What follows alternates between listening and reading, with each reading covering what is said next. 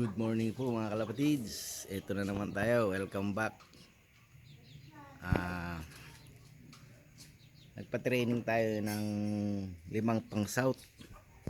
Doon kaalis lang ng kaibigan ko sa Lapas Tarlac. Titraining na natin yung mga pang south natin kasi maglalas lap na kami ng north sa Candon, Ilocos Sur. Kaya pwede nang mag-training ng pang south. Ayan, ito yung nilalaban natin sa north. Si Kulas. Ayun yun, na maisa. Yun anak ni Pocholo. Ayan si Pocholo yung clacker natin ng Pagudpod. Ayan yung naging anak niya ngayon. Na-breed na natin si Pocholo. Brown din ang kinalabasan mga kalapatids.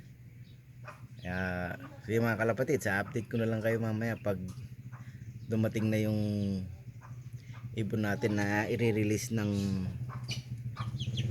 Lapas Tarlac. Training lang yun, training.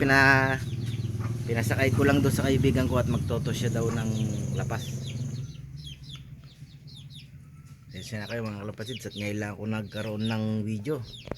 Sobrang busy ko kasi dalawa na yung baby ko eh. Sige. Mamaya lang update ko kayo mga kalapatids. Ito na sir. Ayan na sila. Sige na, kunin mo na. Ayan o, ayan o. Ayan, sige kunin mo na. Yun o, oh.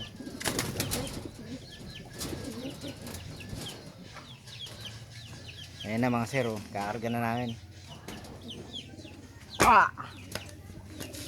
Sige, lagyan mo na.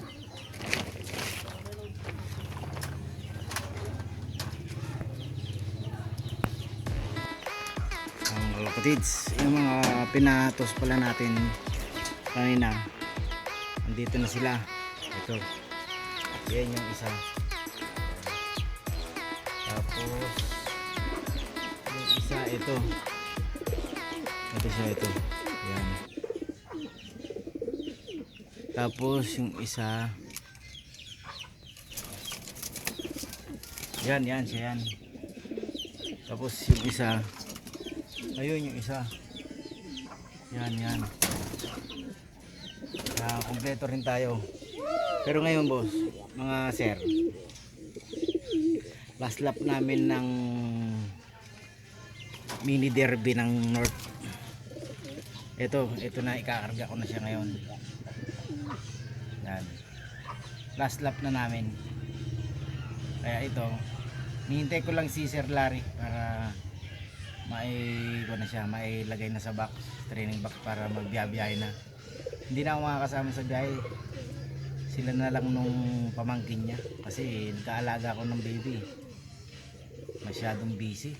Ito, uling silyap natin sa pang norte natin. Yan, si Kulas. Sana umuwi ka Kulas ha, kahit na smash.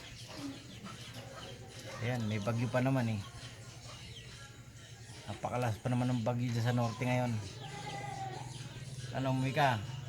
Good luck sa'yo, Kulas.